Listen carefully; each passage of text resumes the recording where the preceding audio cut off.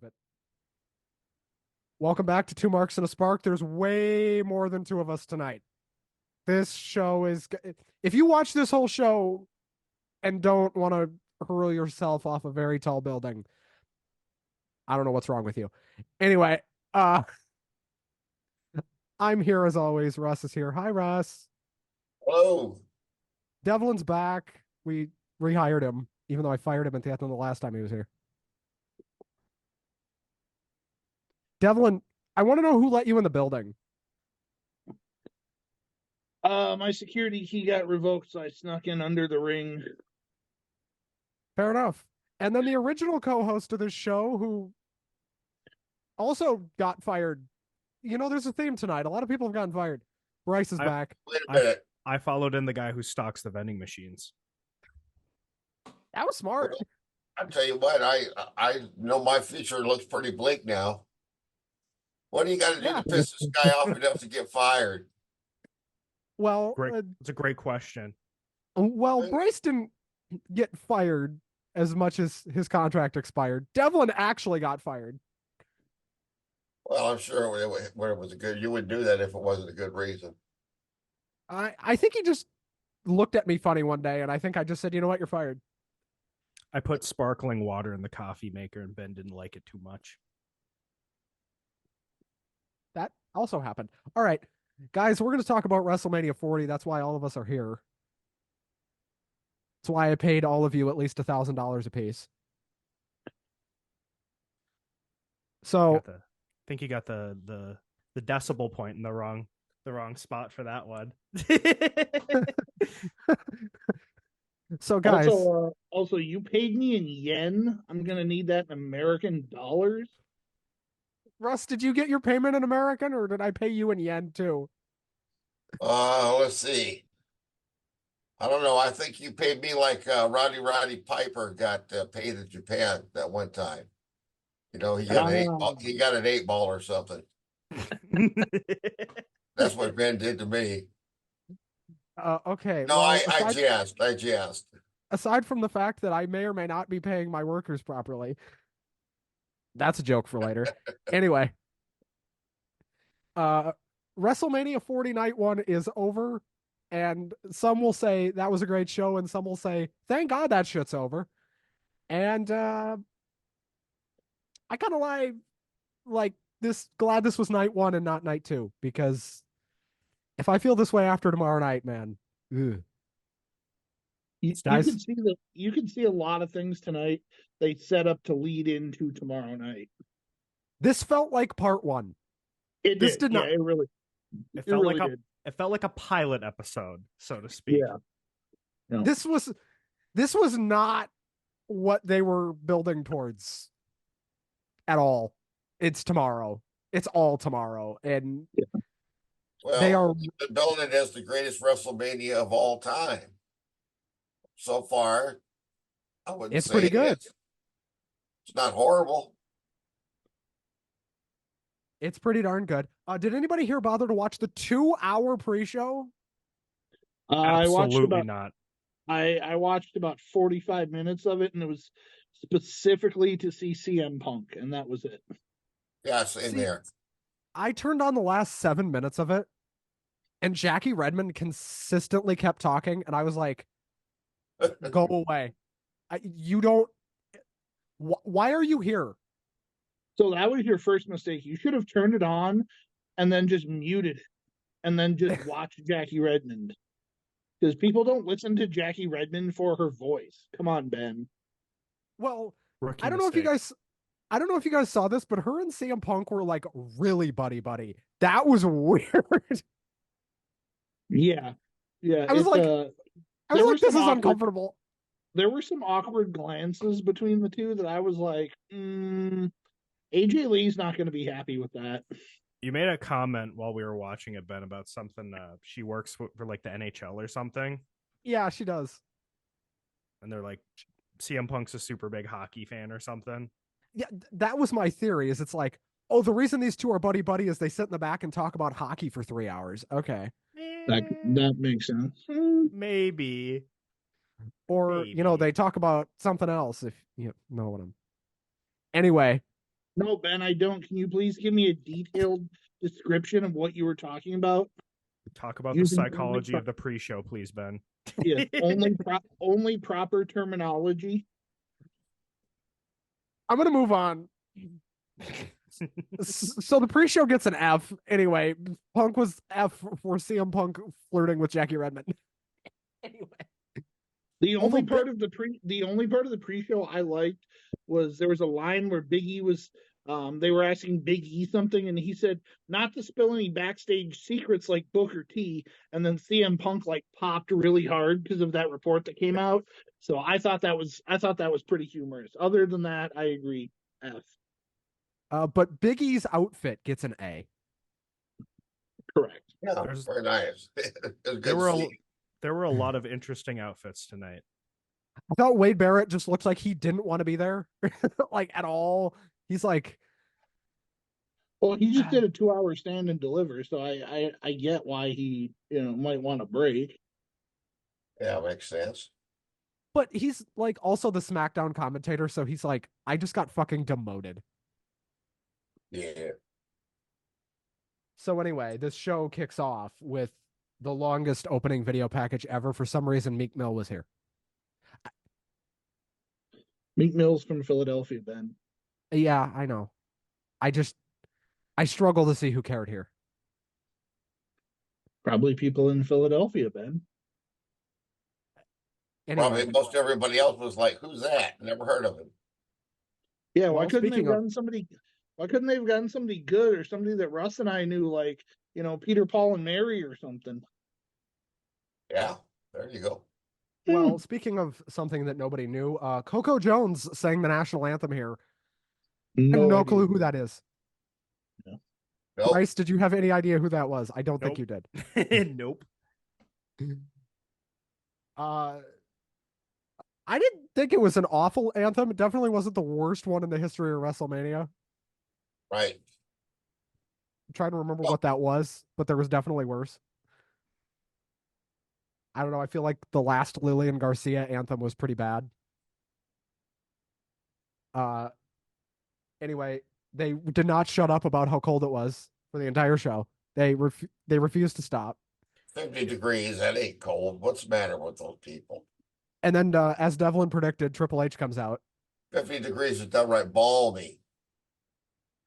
Triple H comes out, and I don't know about you guys, but it felt like Triple H came out there specifically just to hear his music in the building, because he didn't say anything. He was pretty much just like WrestleMania time, and then all the pyro went off, and then the show just kind of started. I have a theory that they brought him out to say "Welcome to WrestleMania" to replace the one that they used to play in the opening with Vince. They're just going to edit Triple H's "Welcome to WrestleMania" in there, so that way they don't have to ever have anything to do with Vince again. And that would make a lot of sense. Yeah. And also appreciated. Yes, highly. By us non-sexual abusers. Well, that makes 4 of us at least here, anyway. Yeah. Well, As 3. we all know. What? I said, as far as we all know. Yeah. Anyway, I'm going to move on from that It line. didn't come out the way I wanted to be perceived at all now. This is the season 2 finale. We'll be lucky if we get to season 3. Or canceled. That's what I said. I'm going to get it canceled. You imply we haven't been canceled already. Or as Paul Heyman said last night, you can't be canceled. You can only cancel yourself. Anyway, Careful. The last thing we need is the Eagles fans on us. So anyway, we had Becky Lynch versus Rhea Ripley open the show. Becky was pitching for this, and I guess she got what she wanted. Yeah. And they delivered here. Yeah. One could say they even stood and delivered. Dun-dun. I would say it was a very, very good opener for the show, though. Yeah, it was. Solid opener. Did any of you guys know the band that Rhea Ripley had? What they call They it? said it on commentary. It was I think it was Motionless in Light Motionless in White, I think. Yeah. and White. Okay. That's the band that actually plays her theme. I thought they were awful. like live. I did not think they came across well on TV at all. It didn't sound too bad once I wasn't looking at them. I thought, this kid wants to be Marilyn Manson, or something, I feel like when they do sometimes when they do the opening music for when they're walking down the ramp, I feel like it can just be a little sloppy sometimes. Like, well, it's hard for any band to sound really tight on live television. Even with the best technology, it still comes through your TV speakers sound a little sloppy. Well, that and they got to set it up so quick and tear it down so quick that there's not a lot of tuning time, so to speak. Devlin, what did you think of this live music entrance to start the show? This is the first live music entrance on the opening match I can ever remember. Brutality. Specifically, that was her brutality. Yeah. And it was brutal to listen to, that's for sure. Anyway, what wasn't brutal was this match. Well, actually it was, but it was a fun watch. Becky comes out, and they had her like reading dubbed lines from her book as part of her entrance. I thought that was so canned and shit. I was like, what the fuck? Well, the problem is I have a trivia question about that. That first quote, I was looking away from the screen. I don't know if that was credited. That was not her writing. She said, if you bring forth that which is within you, that which is within you will save you. If you do not bring forth that which is within you, that which is within you will destroy you. And I thought, I know that. Anybody, you guys, trivia question? That popped one person, and it might have been Gospel of Thomas. I was about to say, one of the Gnostic Gospels that didn't make it into the Bible. In other words, those are the churches that didn't win the fight, so their books didn't get in. So anyway, and what I really didn't like, okay, so first of all, Becky Lynch comes out dressed like a Budweiser can. Yeah. I was the one who pointed that out right away, by the way. Yeah, me and Bryce were watching this show together, and the first thing Bryce says to me is, Bryce looks like a Budweiser can. No, Becky is dressed like she's a fucking Budweiser can.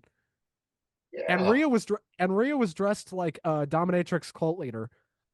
So yeah, one was on par and the other. Well, then feed me Kool-Aid and call me Poppy. We had both ends of the spectrum tonight: Budweiser and goths. Exactly. So anyway, these two have actually a very good match. Yeah. Considering the fact that they were only given about 15, 20 minutes here. I thought the placement of the card on night one was actually pretty solid. I didn't have last year one of my biggest problems with the show was the layout of the cards, like what matches went where.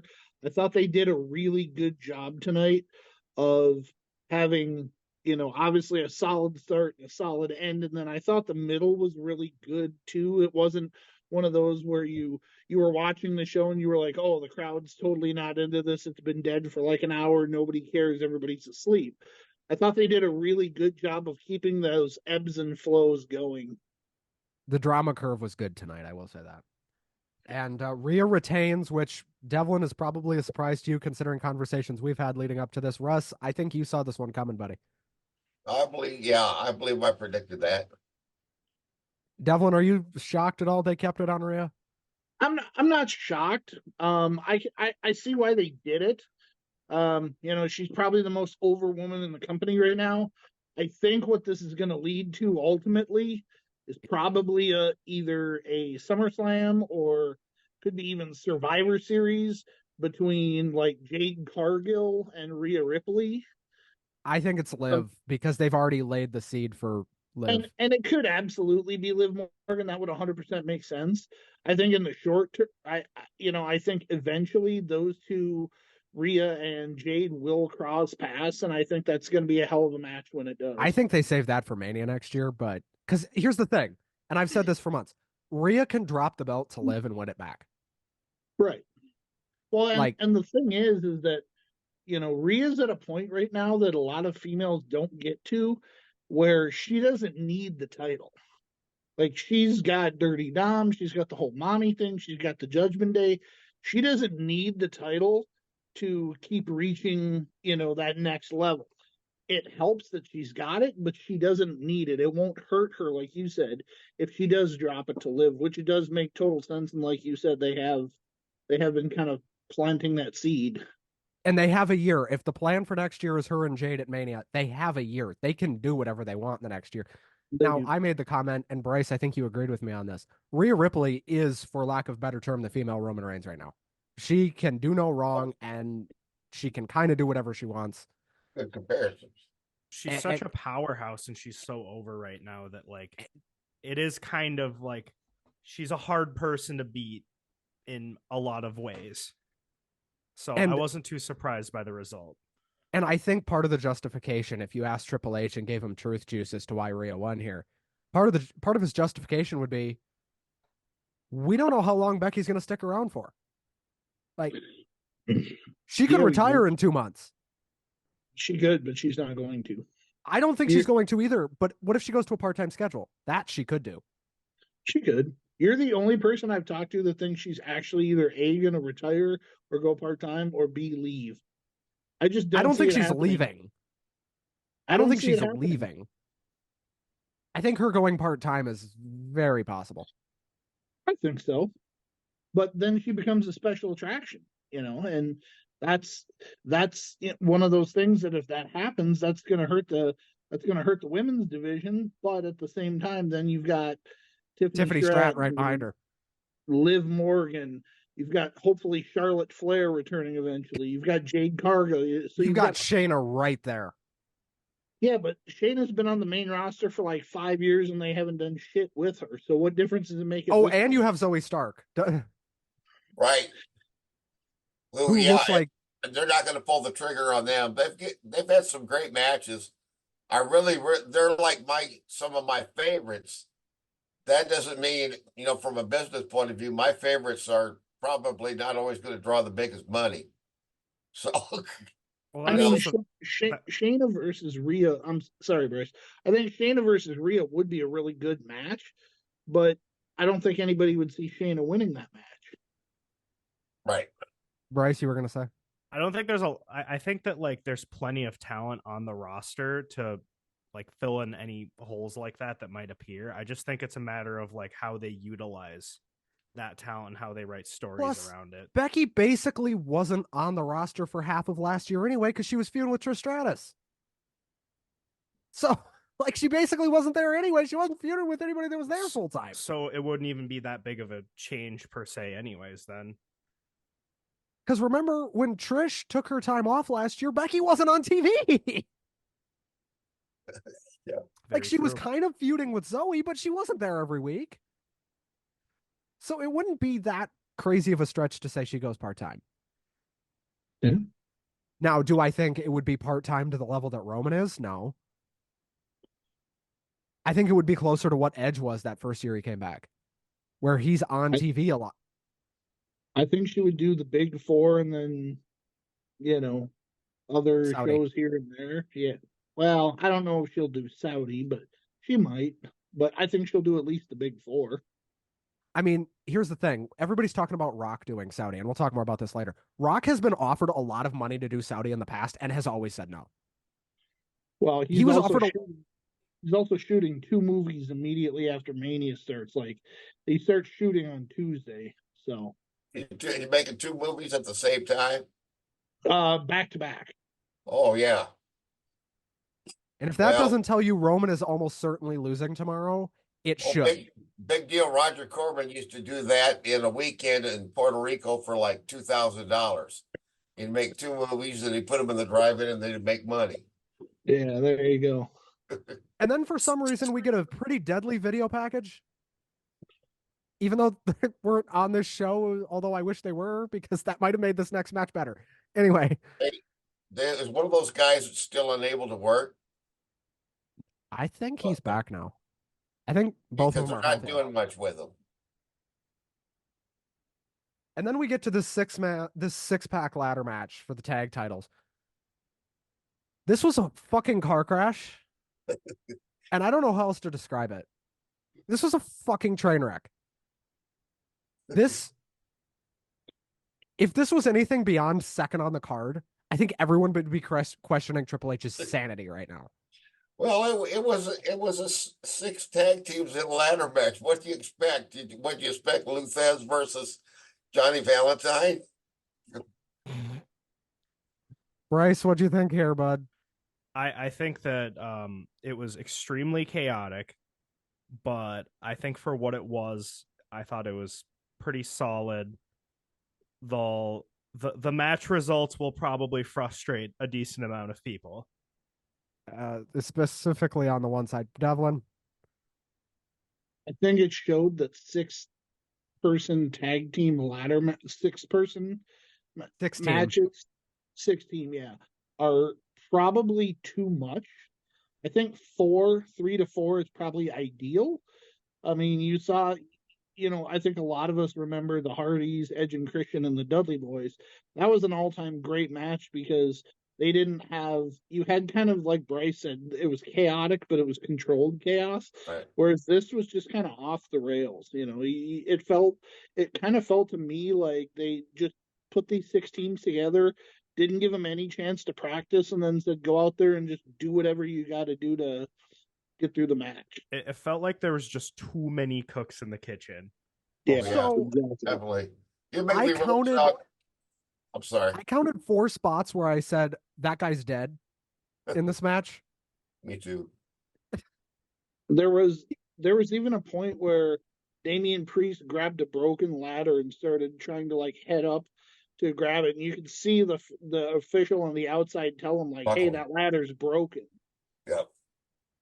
Bryce, you were commenting the whole match like as Well, in the spot Devlin was talking about, like, the ladder's busted. What the fuck are you doing? Like, there was like, I can't remember, it was 2 or 3 parts, but there were 2 or 3 different times where like you could tell the ladder was like messed up because it was like starting to bend like right next to the base. And there were multiple times where people started climbing up it and you could just see the one side bow under the weight.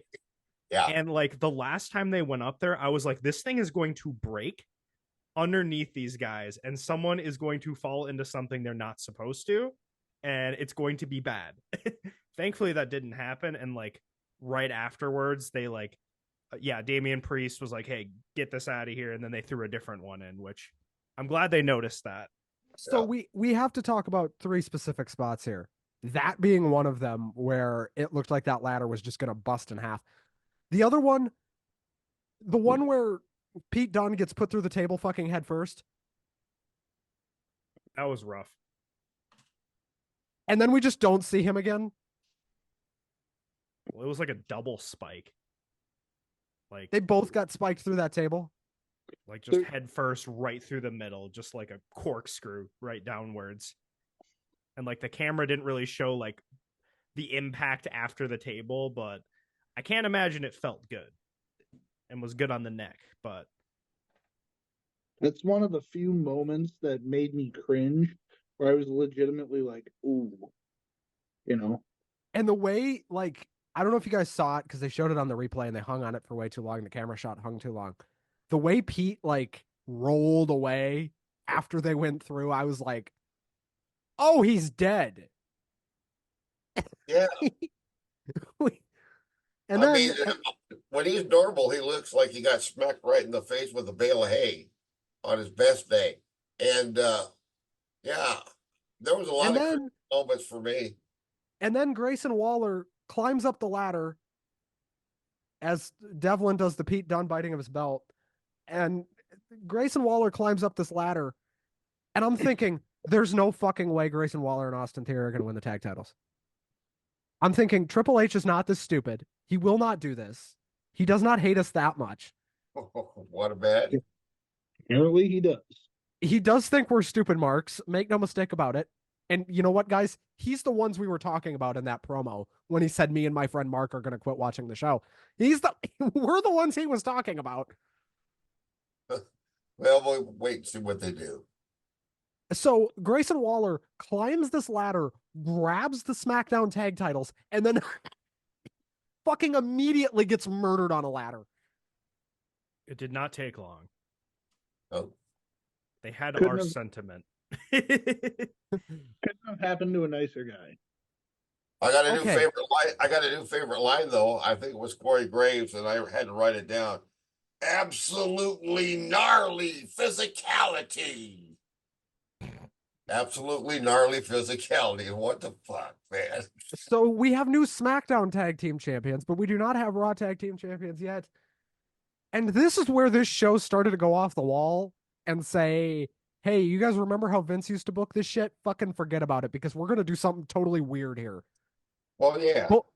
Both of these results are weird. So they make this big deal on Monday, right? Of how you have to grab both sets of belts separately, not at the same time, which should have told you we're going to get two separate winners here. We're not going to keep these belts. They still build it as a unified title match, you know, so. Which was weird and it's like it's possible, but not likely. Right. So R-Truth and Miz have the crowd behind them all night for some reason.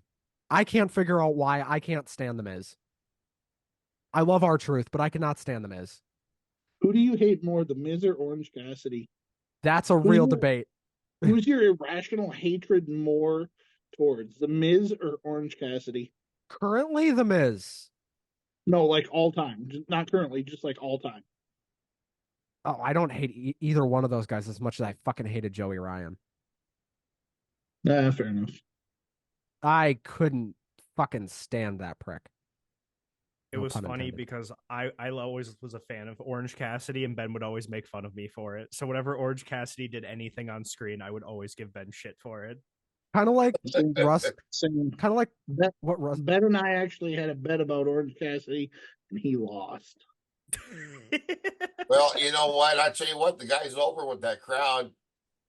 I have a hard. I can't get over the gimmick. The guy can really go. He's a great wrestler. I will probably never get over the gimmick. And is it the dumbest gimmick of all time or the most unbelievable? No, not by any means. I mean, he ain't the freaking Yeti for crying out loud, but you know. Or Isaac Yankem. Well, yeah, Isaac Yankem, you know, who still managed, even with that gimmick, he managed to have a good cage match with Bret Hart. See, Bret Hart can wrestle with anybody, but that's a whole other subject. But well, R-Truth and Miz end up winning this thing. And I'm glad they let R-Truth be the one to grab the belts, because had it been Miz, I might have broken my monitor.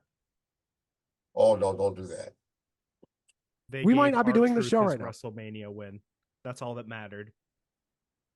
That's all I cared about. I was like, okay, Truth got his moment. They can lose the belts on Monday. And they probably will. Yeah, but, you know, he's the kind of guy that'd be willing to do that. I usually don't like when comedy spots break out in the middle of matches. But this match, being what it was, I actually enjoyed him doing the hot tag and doing the John Cena routine, even though it's doing the pin and going for a pin. Yeah, it was all right. It made me chuckle. This was very much. This felt mid card. It was mid card. Speaking of mid card, we have the most mid card match of all time coming up next. Rey Mysterio and Andrade against Dominic and Santos. Mid card is what I'll say about this match. Holy fuck. This felt like we need to kill time, throw these guys out there and hope it's okay. It was a really good match with no stakes. Good point. They said, okay, we've got 4 really good workers with nothing to do for them. Let's just put them all in a tag match and let them kind of sit in the corner. And then you've got all these other people on the outside, and they have to do meaningless spots with them in order to have everybody get something to do. And we're going to talk about the bit at the end, but and I was talking to Bryce about this at least let Carlito spit apples or something, you know. Devlin, I want your take on this. Specifically, this was a really great pre-show match. Yeah, it was. This was the greatest pre-show match of all time. Yeah, it was the greatest non-pre-show match of all time. Andrade, I think part of the reason they did this is Andrade had never wrestled at WrestleMania, and clearly Triple H has plans for that guy for some fucking reason. Well, I think he's a lot better, so don't knock him too much.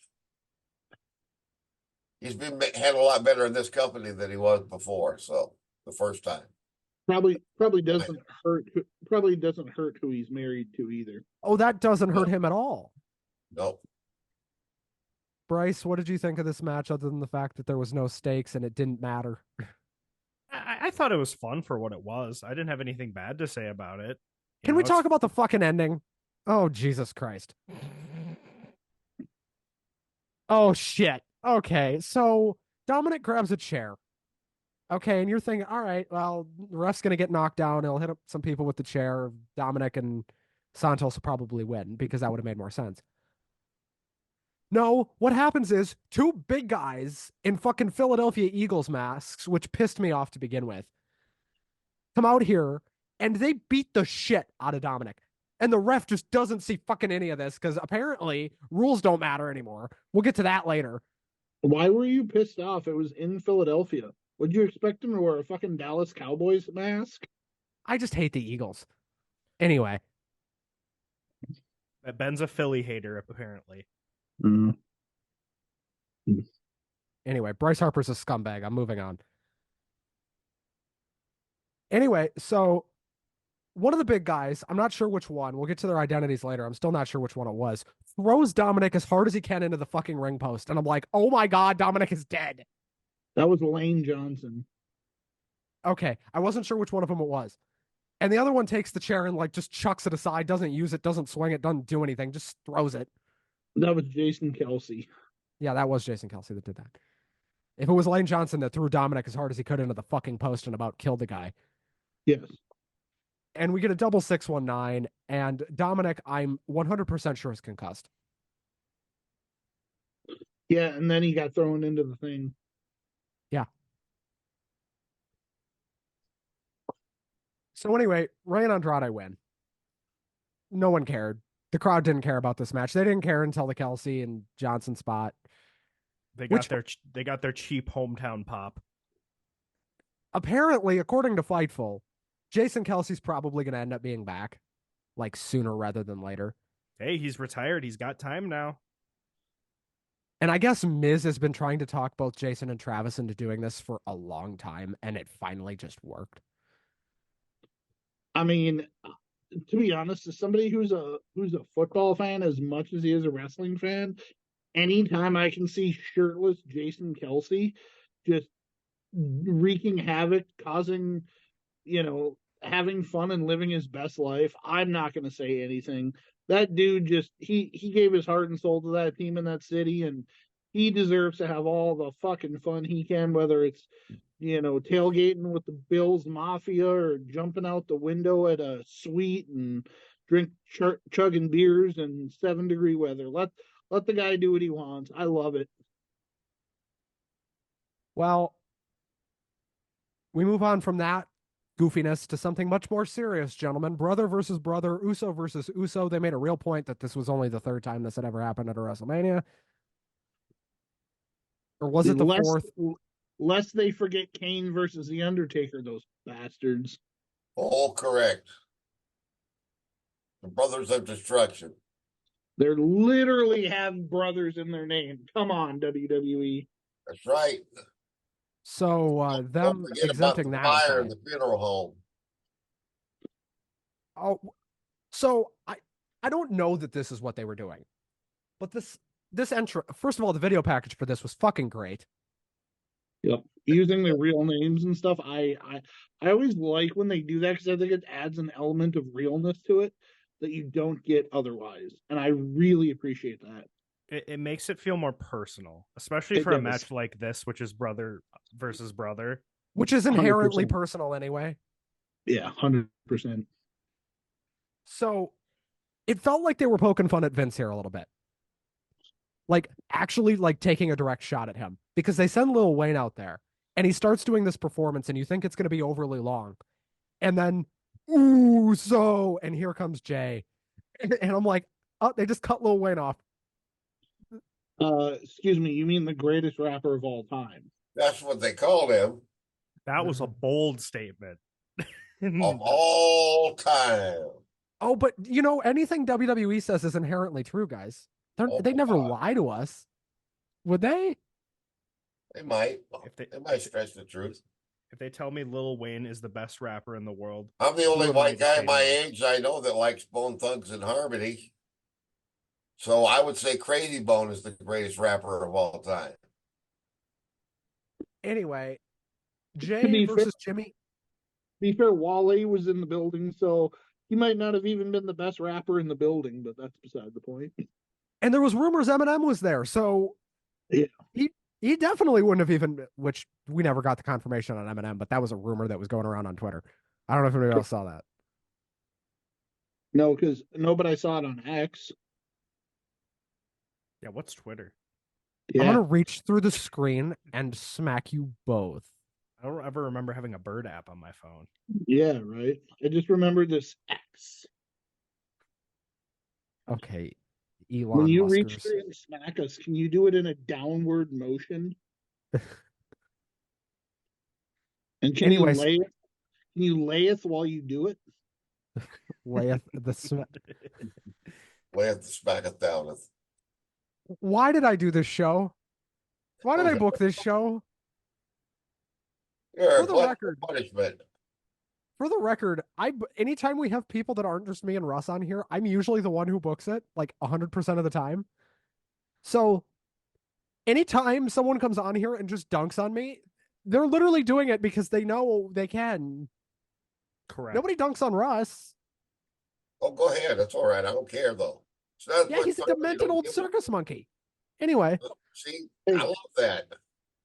You are you're- not allowed to use lines from the King of Queens unless everybody understands the reference, you demented old circus monkey. Right. He's compared me to Jerry Stiller, which Yeah, right. is a great compliment. One of the greatest comedic actors, and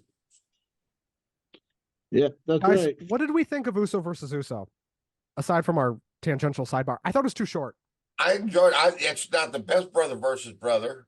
Still, my favorite all-time WrestleMania match, still to this day, is the opening match of WrestleMania 10, Bret Hart versus Owen Hart. To me, and because Bret Hart won the title, that's always my favorite WrestleMania. But this was good. And This of was course, too short. everybody knew when he said he was sorry, I'm sorry, I'm sorry. And he was crying without tears. We're like, don't do it. Don't be that dumb. Of course, he had to be that dumb. It was a good brother versus brother type of match. I'm glad Jay won it. Do we all agree that this was not long enough? It did feel quite short. It did not last long. What was it, like 10 minutes. 10? It was only 10 minutes? It was 10 or 11 minutes, yeah. Yeah, I was gonna say it was definitely less than 15. It was probably the shortest match on the card. This is the one match where I was like, oh, I didn't know Tony Khan was booking a Young Brothers super kick party. That's awesome. That's a cool match to have at WrestleMania. Seemed like 9 out of the 10 fucking minutes in this match, it was just super kick after super kick. And I told Ben, I was like, when did they turn this into a Young Bucks match? Oh, EVP now. Sorry, Sorry, when did they turn this into an EVPs match? Like, I agree that it was too short, especially given that they've had so much build with this story. I mean, this is. I don't think this is it. They're gonna have another match. They have to. They are, but when you build it towards, WrestleMania being the greatest WrestleMania of all time, and you've got the Bloodline storyline in the background, and you've got brother versus brother built into it, and you come out and you give them 10 minutes, and for the most part, I mean, I thought it was just a bunch of super kicks and not a whole lot else. I was kind of disappointed. I actually this had the lowest rating on my card. Yeah, me too. Bryce? It felt like they didn't really care that much with the booking for this match. Like, it feels like they could have done more with it and they just didn't for whatever reason. Maybe we're just getting oozed out. Maybe we're getting oversaturated with Usos. Yeah, and the whole super kick party thing. I mean, that's just kind of what happens when you have two people who wrestle basically identically. So True. I wasn't too surprised by that, but they definitely could have done more. There's ways you can make it more entertaining. The thing that I always thought they were going to do in some way, shape, or form that they didn't, that kind of surprised me, was I thought they were going to have Rikishi involved in this match somehow. Whether he Dude, I was was waiting for just Rikishi's music. just on the outside of the ring, whether they announce him a month before as the special guest referee. Like, I thought that in some way, and it would have made sense for not only this match but also for the Bloodline match too. I thought it was kind of a missed opportunity for WWE to not bring him in, and he had gone on record and done interviews saying that he wanted to be part of that match and he'd be open to it if WWE called him. So to me, just adding him into that match would have made more sense, even if it was just a special guest referee and he has trouble counting the 1, 2, 3 because he's torn on who's going to win and who's going to lose because they're both his sons and this and that. And like Bryce said, they could have done a lot more, and maybe that's something that we'll see down the line. Maybe they in tried to match do more. 2. We don't know. Maybe they tried to do more here and it just didn't pan out. And that's entirely possible too. Because while Rikishi might have been open to the idea, maybe they said, hey, it's only going to be, 10 minutes, 11 minutes, whatever. And Keish just said, I'm good. Like, but here's the thing.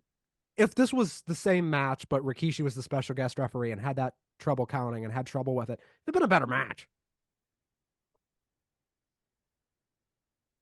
Well, there would have been that extra element to it, so there would have been. I do not think this was the worst match on the show, however, because we're going to talk about the thing that I thought just stunk out the joint and shouldn't have even been on the card in the first place here in a minute. Knowing you, the Intercontinental title match? No, God, no. Oh. Bryce knows what I'm going to talk about. Russ, what did you think of Uso versus Uso? It was all right. They had a lot of good spots in it, but I agree mostly with Bryce's analysis of it. Didn't see anything new. Jay doing a spear was weird. That was a weird finish. But other than that, anyway, then we had the 6-woman tag: Bianca Belair, Jade Cargill, Naomi against Damage Control, Asuka, Kairi, and Dakota Kai. I hated this match. I gather that, yeah. This wasn't fun. This didn't sports entertain me. Jade still sucks in the ring. You don't think she's improved at all? Maybe a little. Dakota Kai carried this match. Can we be honest? Dakota Kai had to carry this match. Anytime she was in there with Jade, you could tell Dakota was like, oh, fuck. Here we go. Well, you also have to remember, too, that Jade is learning an entirely new company, an entirely new style, learning where the lights are, where the cameras are, all that kind of stuff, especially with, a different company, a different skill set, people who, have a different skill set than she does. So there's definitely a learning curve there. I'm not going to give up on Jade. I still think she is improving in the ring. She's never going to be the kind of wrestler that it depends on who she works with and how they work together. I compare her a lot to Nia. Taking their time and going slow with her, because I think she probably didn't get access to the same kind of training and preparation at AEW. She would be, from a business point of view, she'd be more of an attraction than a wrestler. But what an attraction! Ever since I've seen her. Even when I've seen all her matches that weren't good, but still she's an attraction. In other words, Uncle Russ can't take her eyes off her, so. Well, I thought, other than the fact that poor Dakota Kai just looked like, what the fuck are we doing? She had that look on her face from the second they came out. Like, what the? She knew it was going to be a shit show. Go back and look at Dakota's face during her entrance. She knew this was going to be a fucking mess. It looked just as sour as she always does. It was definitely a very disorganized match. just from like the flow aspect of it. But we Yeah. talk about with wrestlers like the pouty face or the I'm winning, so I'm super emotional about it face, like I'm about to win a title or something, like Liv had at Money in the Bank a couple years ago. We talk about that. Dakota had that face like, this match is a bad idea, and I know it is, and I'm just going to do it because I need to get paid. And to some level, I feel bad for Asuka, Kyrie, and Dakota because three very talented workers, all of them. All three of them could have had singles matches on this card, and I don't think anybody would have been surprised. Well, I think Bianca and Naomi helped make Jade look good too. Oh, they did all they could. Yeah. I mean, Boy, Devlin. you are cynical about Jade. I tell you what. Well, I bet you if Well, the match was a bad idea. Like we all said it was. Well, this would have been like a good SmackDown match, you know? Not a pay-per-view match. Did anybody, when they announced this, did anybody say, you know what, that's a great idea for WrestleMania? Did anybody think that? Not great, but not horrible, like I said. Devlin, what was your reaction when they announced this? Kind of That was figured. that was the greatest pre-show match of all pre-show matches. Two great pre-show matches on the same card, Bryce. Hey, you got to fill that card somehow. Yeah. There No, you go. Bryce is totally right. Like this, when they announced this match, the first thing I thought was this is a great filler match. It's a great way to get 6 more people WrestleMania royalties and get them on TV. There's always matches like that on a WrestleMania card. It's not like an unexpected phenomenon or anything. Like it wasn't offensive or anything. It just This felt blatant, though. This felt like Triple H just waving in your face, like, I'm going to put this shit on the card and you're gonna watch it. Ben, were you offended by this match? Not overly. Was it because they were black women, Ben? It's okay. You can admit it. No. What the fuck? Are you sure? He just thinks Dakota. I know Dakota Kai is one of his very favorite wrestlers, and he probably. No, I like 5 out of the 6 in here. I just like thought Bianca. I just thought like maybe he thought Naomi. she deserved a better match. Dakota definitely deserved a better spot on this card. They all did. Except for Jade, who shouldn't have even been on this card to begin with. She should be in NXT. Sorry. Well, no, don't say that. Then I'd have to start watching another show.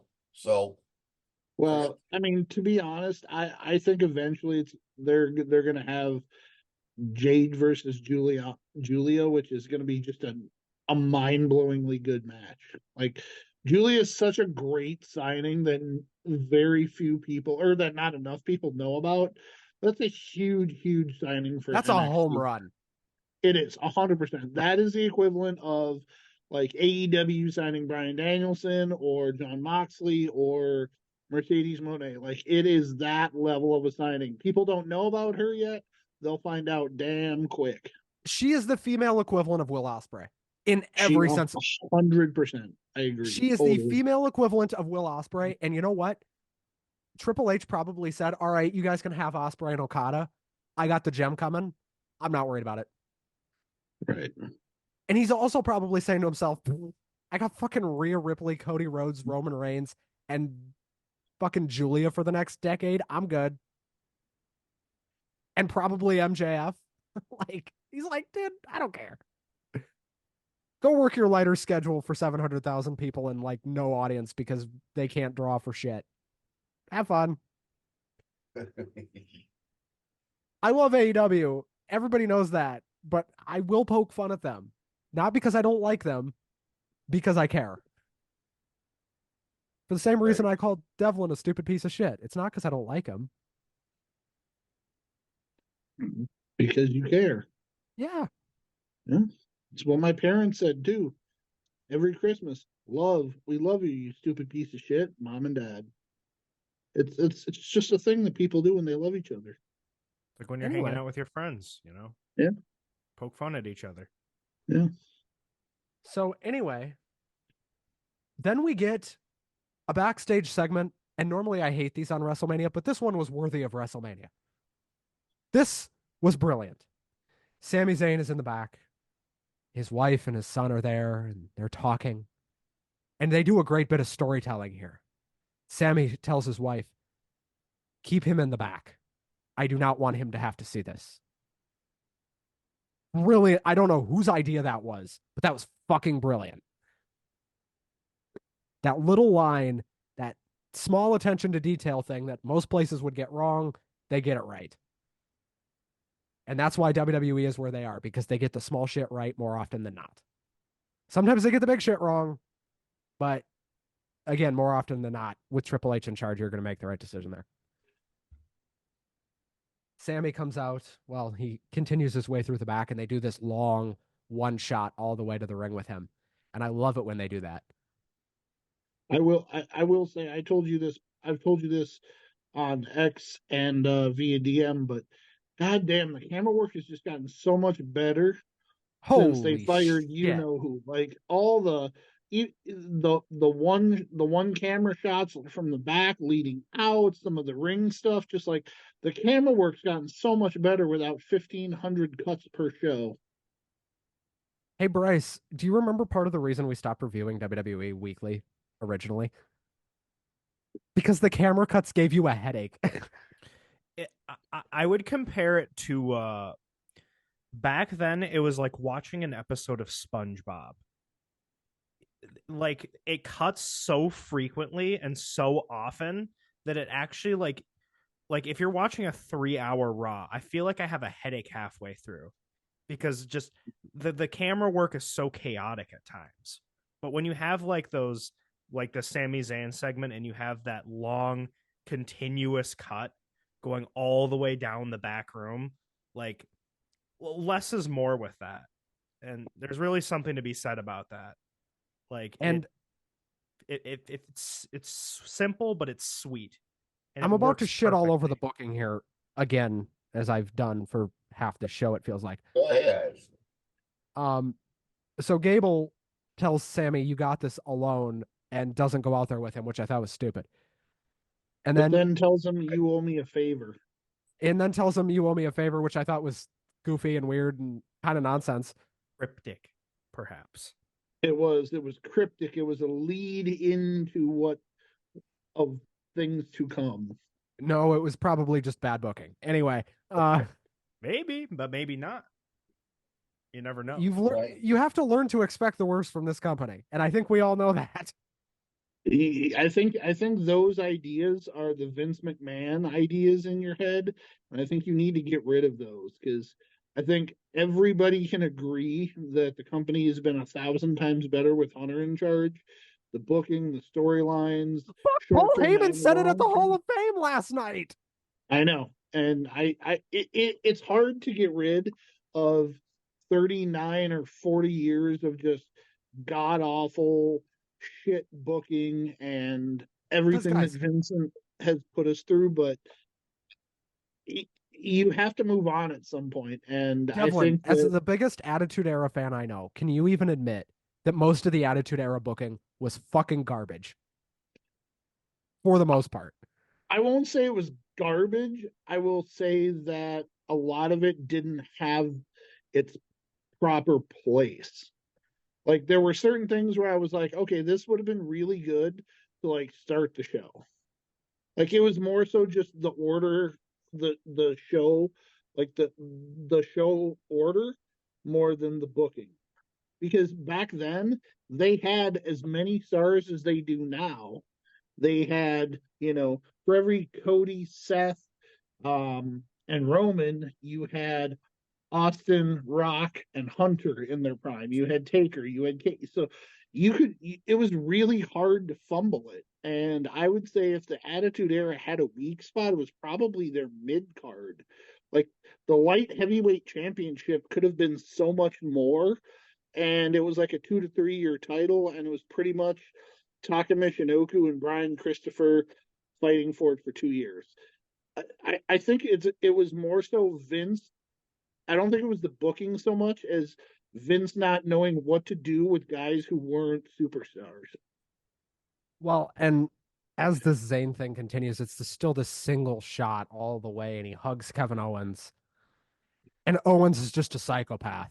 Like, I think that's Kevin's new gimmick is he's just actually lost his mind. And I don't know if that's like a gimmick anymore or if Kevin's actually just gone full loony bin and they're just having to be like, we can't I thought he control him. I thought he was going to tell Sammy about how many people he had punched in the face backstage. Have you guys seen the clip? Because I know a couple of you guys don't watch on a week to week basis all the time. Have you guys seen the clip where Kevin Owens punched both Grayson Waller and Austin Theory in the face, and he said, "Look, And then Randy, he I tells did it." and then he tells Randy, he's like, Randy, look, I did it, Randy. I punched them both. Oh, it was so great. Are we sure this is a gimmick with him anymore, or is this just him being fully off the rails and they don't know what to do with him? Either way, it's hilarious. It's you can tell that, or at least in my opinion, you can tell that there's so many guys like Kevin Owens, Randy Orton, guys like that, who are just having so much fun. Like Triple H in control, Randy's running around with titles and laughing. Kevin and, Owens, for some reason, which people still can't figure out why he's running around with Kevin Owens. Yeah, but you can tell that they're having fun, and I think that's the biggest thing. Is like Vince would have reeled it in, and Hunter will too if it gets to a point. But Hunter, I think Kevin Owens is kind of the perfect combination of both like super heel with a little bit of face and big face with a little bit of heel. Like he can do both really, really well. And you don't know if when he's a psycho, if he's just really like gonna snap on somebody and go heel, or if he's just really jacked up and happy for them like he was for Sami Zayn. Again, I'm still not sure if that's a gimmick with him on how crazy he is, or if that's just him, or if that's just them realizing this guy's fucking out of his mind and we just have to hope he doesn't completely go off script. Either way, he looks like he's having fun. So that's He good. does. He does. I agree. And here's hoping, fingers crossed, that Triple H lets him eventually bring back the pop-up power bomb Well, I think the or the thing, package and pile driver. do you guys remember a couple of years ago? It was right before Owens had that match with Austin. His contract was up like right before that. Right before they set that plan in motion. And Devlin, I think you said, and Bryce, I think we talked about it at the time too. We all thought, I think, that Owens was going to regret re-signing at the time. At the time, yeah, I think we did. Bryce, Sounds I think right. you said something to the equivalent of, I hope the money's good because they sure ain't going to book him right. And I would have stood by that at that time, yeah. Just from the way that And the weird part TV of it was all going. was, like, it didn't get leaked that he re-signed. He announced it himself that he'd re-signed. And he's like, I signed a 5-year deal. And I'm like, what the fuck are you doing? Signing a 5-year deal with this, at the time, sinking ship. Because let's not forget, less than 2 years ago, this company felt like it was dying. Yeah. It felt like 2000 WCW were going to die. And they knew it. And it felt like they knew they were fucked in terms of like everything. It felt like the talent knew they were fucked. I don't think Vince knew. I don't think Vince had a fucking clue in the world. But you could tell in the way like the talent were back then, like they knew this ship was going down. And there was nothing they could fucking do about it. I have a question actually for the panel, if I may. What year do you think it is in Vince McMahon's world? Like in Vince McMahon's head right now, what fucking year do you think it is? Bryce, I'll let you go first on this one. Oh God. Like 2016 maybe. Russ, what year do you think it is in Vince's head? Well, probably about 1982.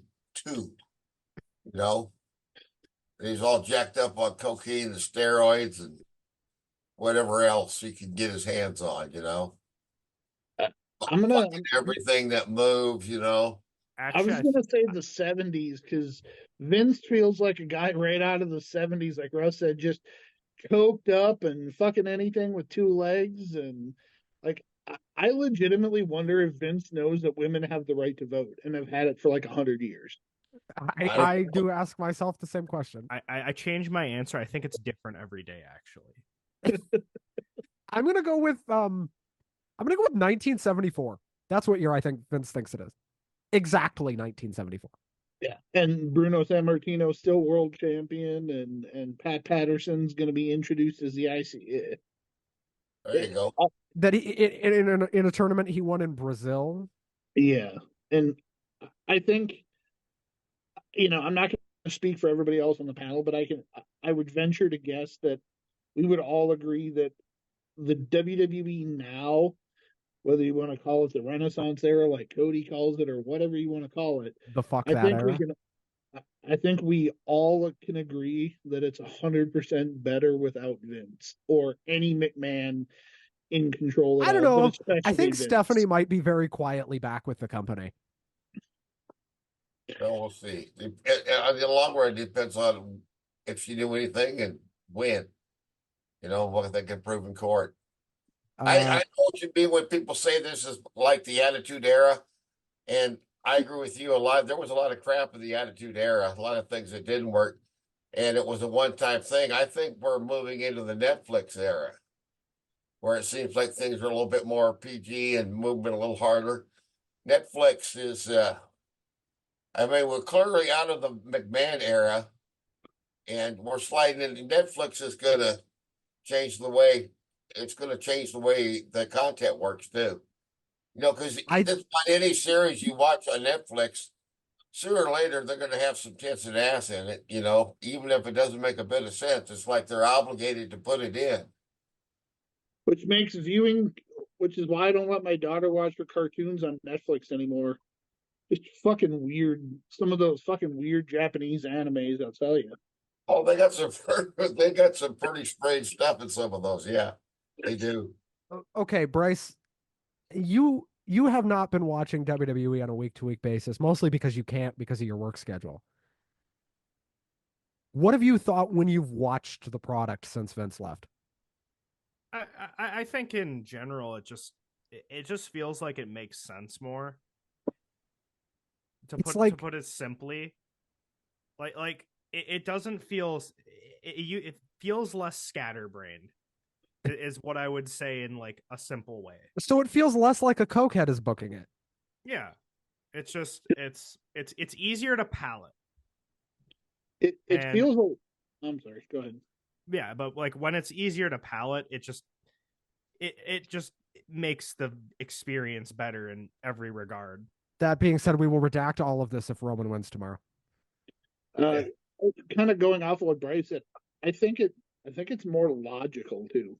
Like, I think you're going to see less like one-time weird Vince booking shit that you would have seen, and I think you're going to replace that with like logical stuff that Hunter goes, okay, yeah, this makes sense at this point in this moment. So I think it's been a lot more the booking, the layout, everything has been a lot more logical. By the way, and we're going to talk about this Gunther Zayn match. Can we all acknowledge that if Vince had still been there uninterrupted from whenever he got removed till now, removed the first time until now creatively, Gunther would not have held that title for over 600 days. Can we all agree on that? I don't think this match would have happened, period. Yeah. I think this match is solely because Triple H knows what Gunther can do, and I think he listened and saw the reaction of Sami Zayn when he was in the Bloodline storyline. And I've been telling you, Ben, for like a year, like they're doing long-term booking with Sami Zayn. They're eventually going to make him a world champion. They had him end the longest tag team streak in history. They had him end the longest intercontinental streak in history. Gunther was unbeaten on the main roster before tonight. The long-term storyline booking that they've done for Sami Zayn has been fantastic, and he's right now he's the ultimate underdog in that company, and it's been a great story. Well, speaking of great, Gunther versus Sami Zayn for the Intercontinental Championship. This was fucking great. Yeah, I liked it. This was my match of the night. I thought this was even better than the main event. Like, for me, I disagree. this blew the main event. this blew the main event out of the water for me. From a strictly wrestling point of view and a storyline point of view, I 100% thought this match, start to finish, was better than the main event. We'll get to our match rankings here at the end. I do want to get through this though. So at one point in this match, it looks like Sami Zayn is dead. And I thought there was a point where Gunther has him down and he's yelling at Zayn's wife, which I thought was just brilliant storytelling, by the way, going back to what Devlin was saying. Right. I thought it was just genius to have them do that again. I think they're going to do that in every title match Zayn is in, by the way. His wife's just going to be sitting there and whoever he's fighting is just going to yell at her for no reason other than it's funny and her facial. You got to have a little bit of Vince-ness in there. And like they have all this going on. I'm like, they're stalling for what felt like a little bit of a long time. I'm like, Gable's going to come out here and throw the towel in.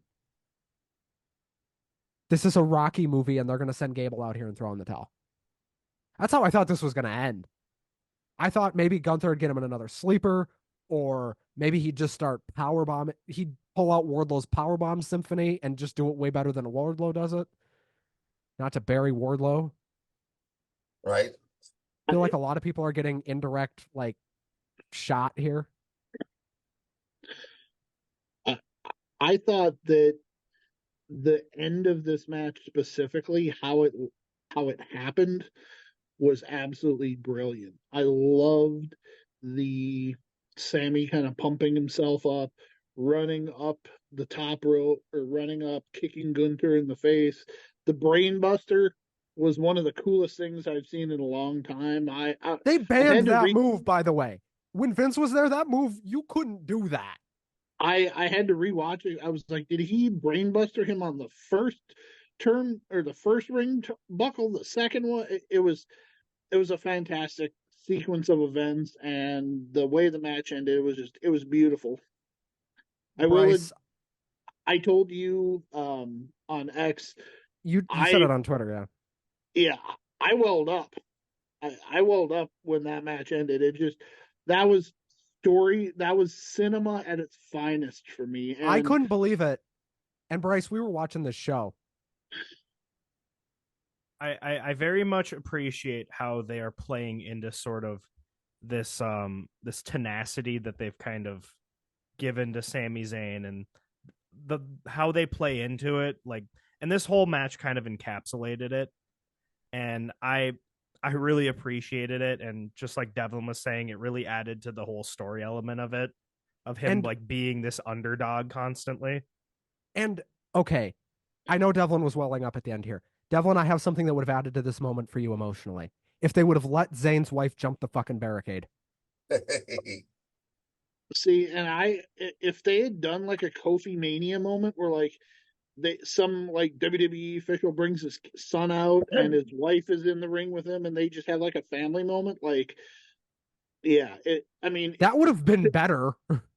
I mean, to me, like, I just love Sami Zayn. I feel like he's kind of an everyman. You know, he doesn't have the body that, you know, a Rock or a Roman Reigns or a Cody Rhodes does, but he consistently puts on match after match after match after match. You think all the way back to his NXT days with his takeover feud with Kevin Owens, when Owens turned on him, and that whole feud. And then I legitimately thought he was going to be the first person, storyline wise, it made sense, to beat Roman last year at Elimination or Hell in a Cell or whatever it was, and Elimination Chamber.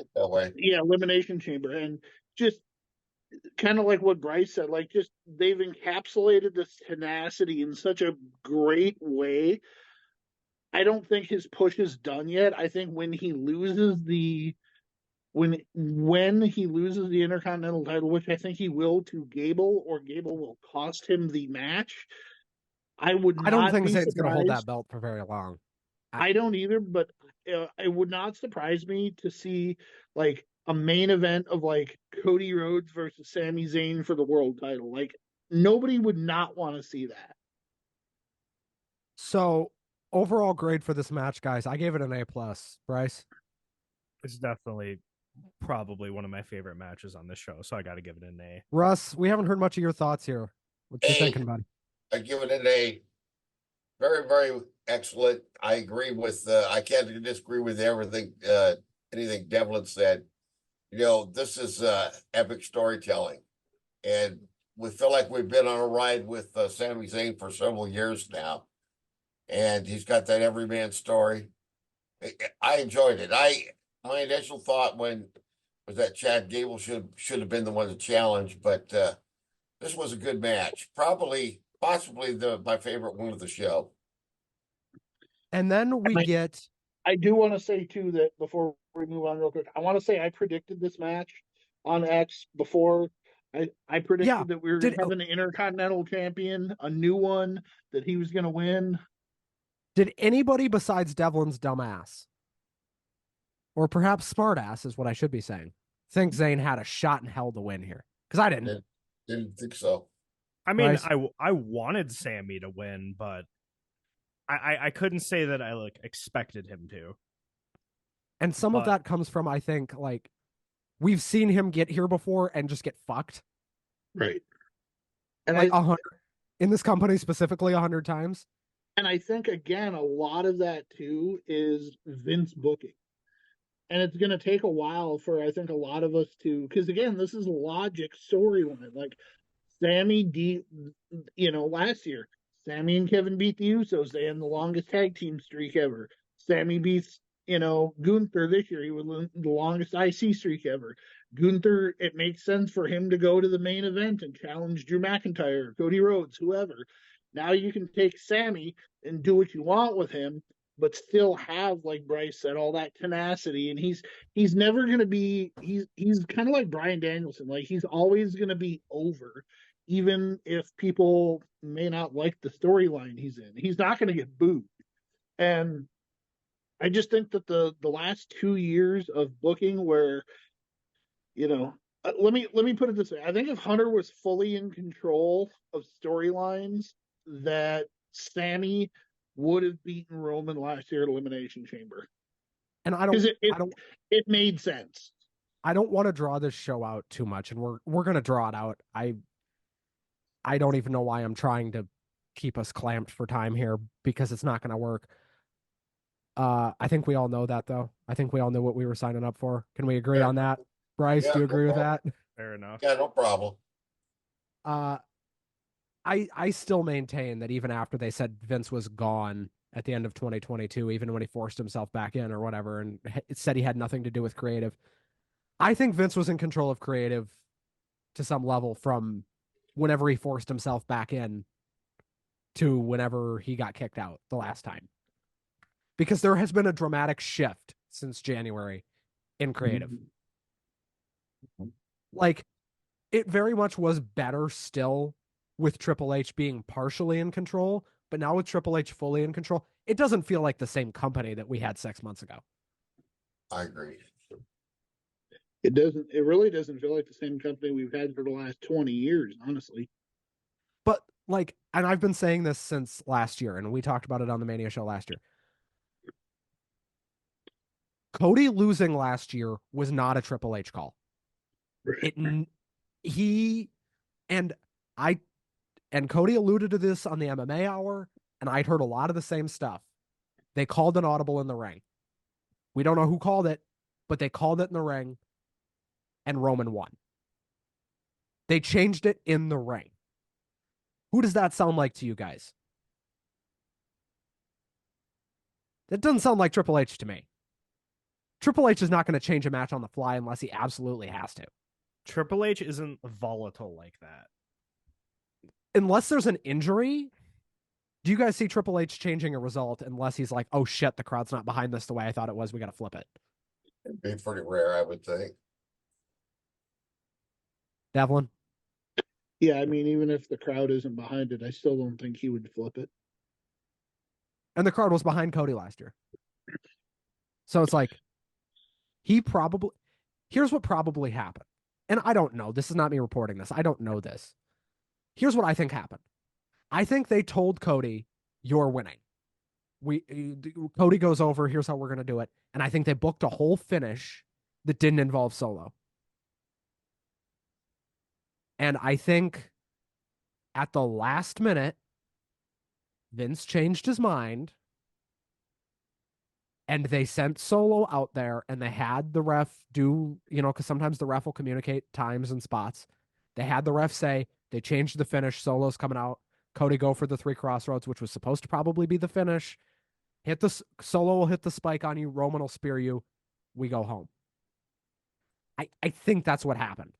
I don't know, but that's believable to me. Is that if we had to say like theories in our head, I don't think that one's illogical. No, I think that makes a lot of sense. Bryce, what do you think? Makes sense to me. Russ? Well, I can't dispute it. It's entirely possible. It did feel kind of weird. It Felt like something was a little off, Roman looked confused at the end of Mania last year. Do you guys notice that? He looked like, what?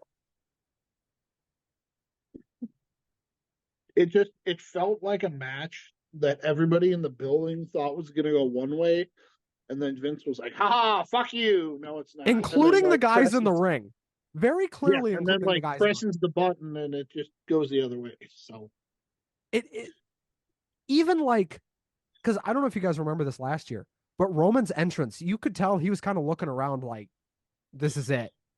This is the last time I'm going to do this. Is the champ."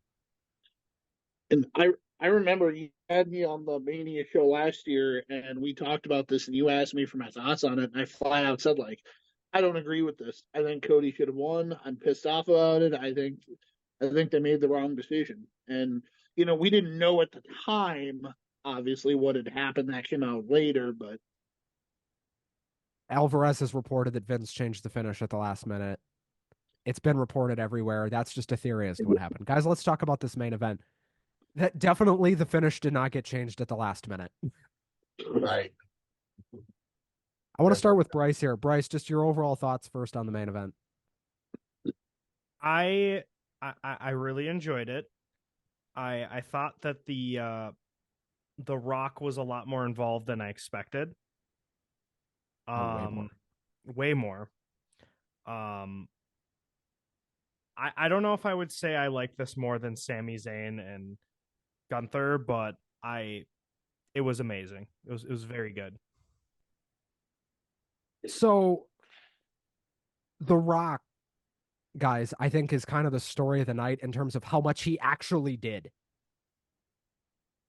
Can we agree on that? Like The Rock's The Rock did way more than I think any of us combined expected of him.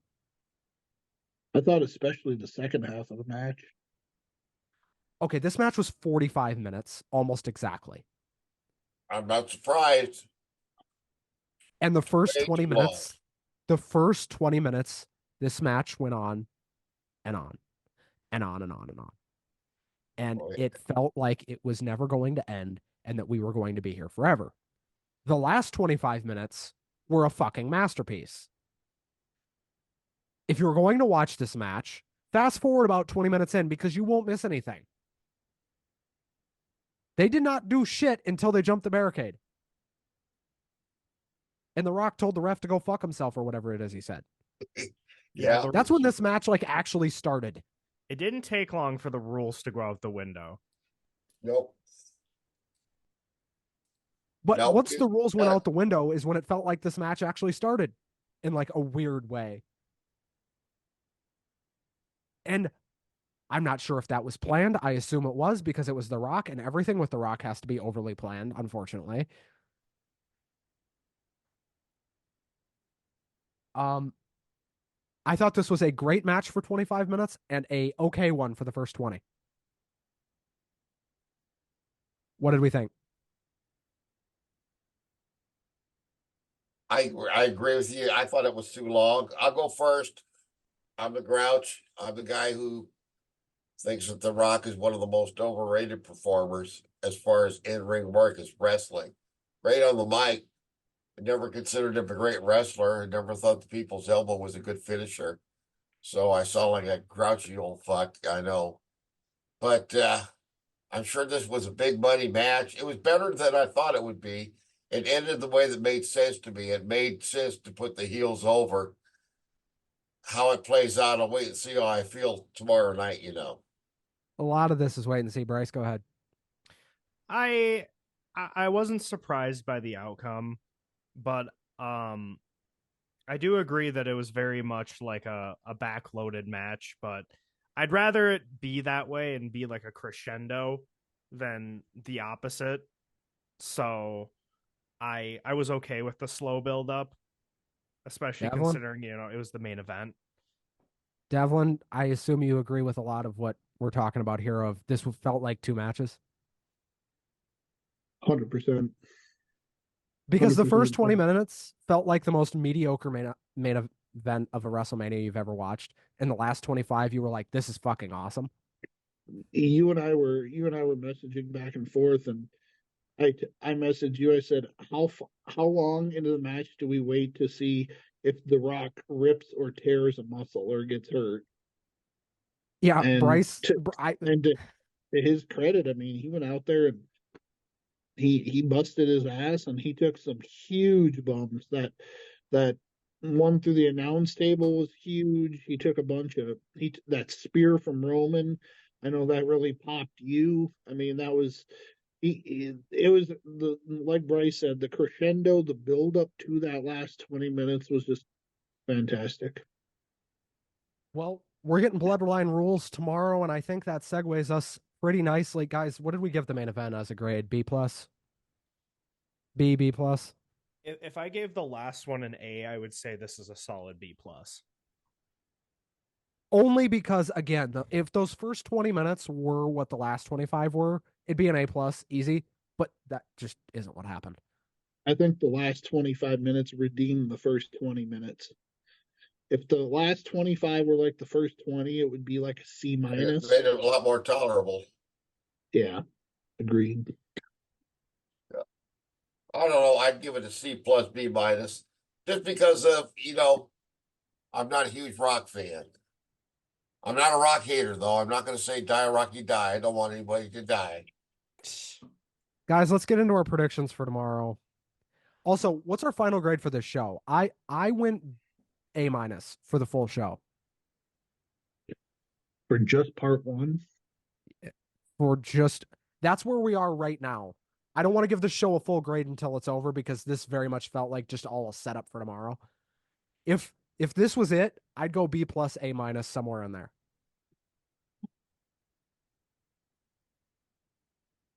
I'd probably give it like somewhere in between a B and a B plus.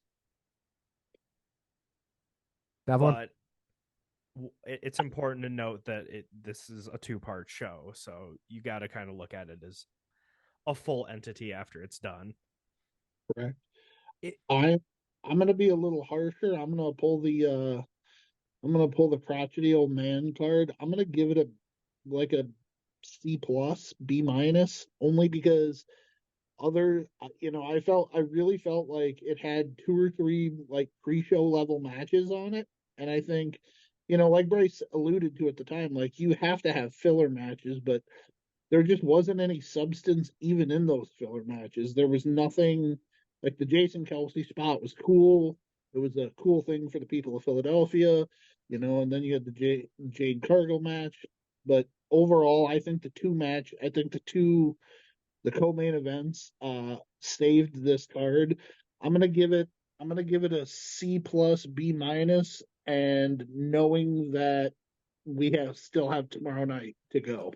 Worth noting, guys, all but two matches tomorrow are for titles. That is worth noting. A lot of the championship matches are tomorrow, not tonight. And I think that was intentional. You're gonna get Russ's grade, or you're just gonna move past it? Russ. Solid B. I give it a solid B. Yeah, Russ said that. Yeah. I'm going B plus. I think Becky and Rhea I liked Becky and Rhea more than all of you. So, which is valid, honestly. I thought it was the third. I thought it was the second best match on the card behind the IC match. I thought it was probably the best match on the show, but with the IC match being second, the main event being third. So let's start at the projected top of the show tomorrow, which is Seth Rollins versus Drew McIntyre. That is expected to open the show tomorrow. For the World Heavyweight title. I'm going to go around the horn here on these predictions. I'm going to start with Devlin on this one, and then we're going to reverse it next time. So, Devlin, who you got for the main event tomorrow? We got Drew McIntyre in a squash match. You think Drew squashes him, Bryce? What do you think? I think he's. I think if I don't know if it'll be a squash per se, but it's going to be fast.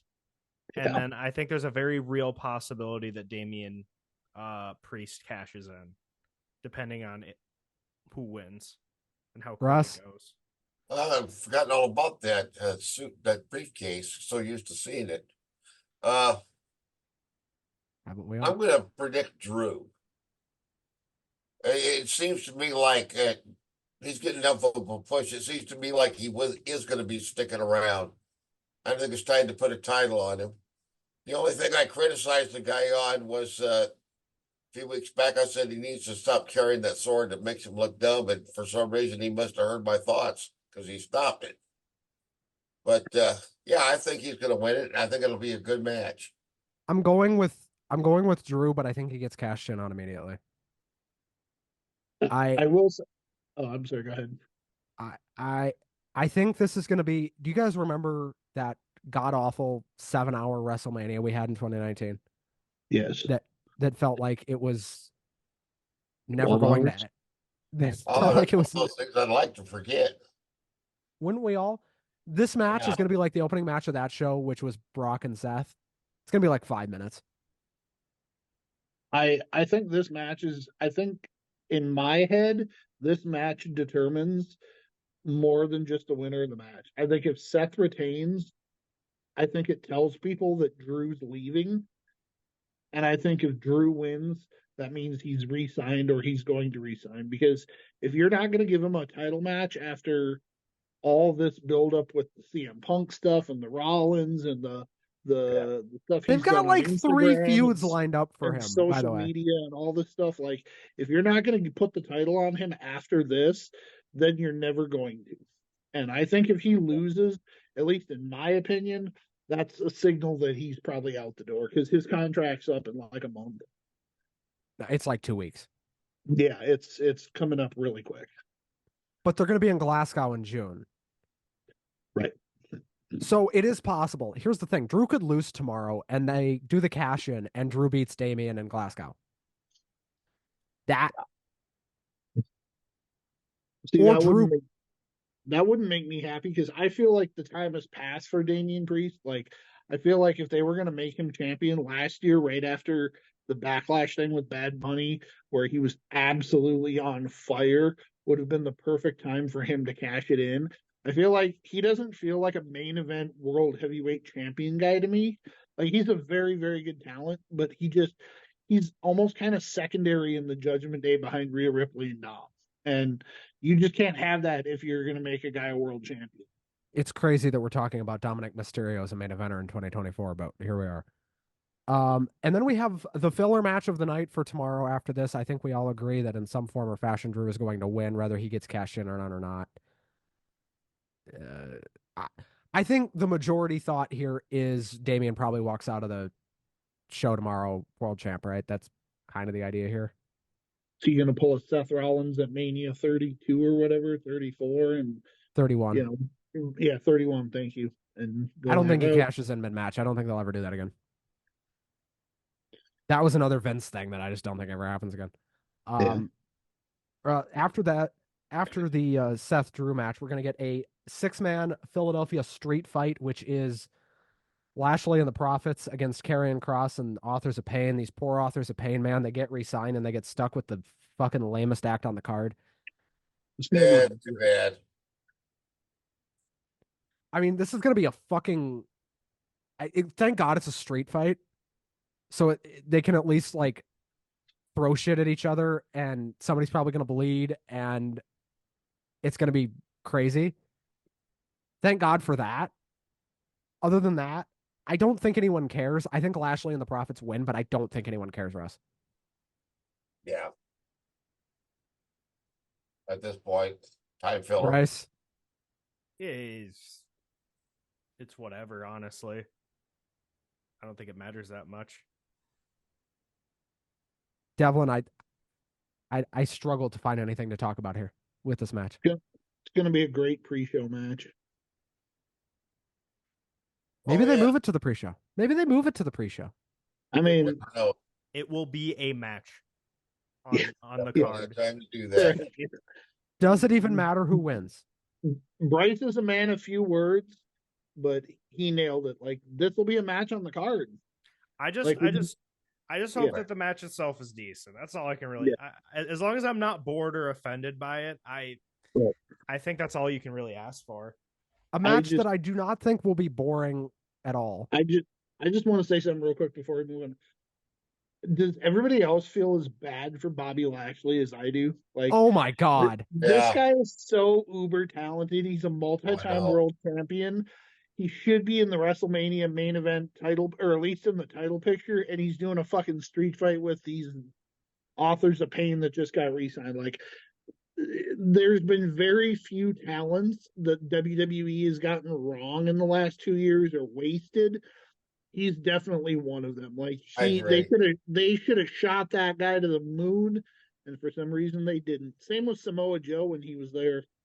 Lashley's been drugged through the mud for it feels like years and years at this point. I want to take everybody back to WrestleMania 37 as much as everybody wishes I wouldn't. The opening match of WrestleMania 37 night 1 after the rain delay, and we got Poncho Joe, was Drew McIntyre versus Bobby Lashley for the WWE Championship. Fantastic. Who won that match? Does anybody remember?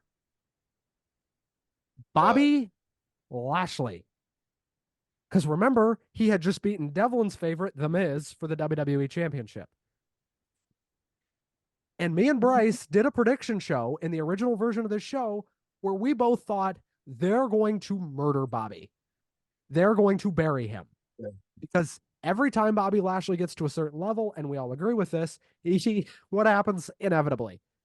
He gets murdered. He dies.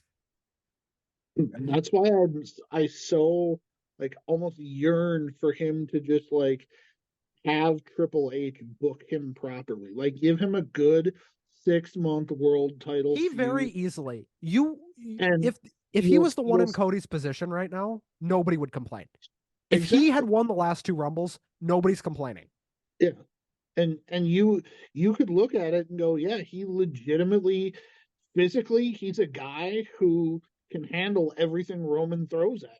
He's a guy who can withstand the bloodline interference. He's not going to be punked. He's not going to be, there's very few guys, if any, in that entire company that are stronger than him. So like, it's a real shame to me that they haven't used him better.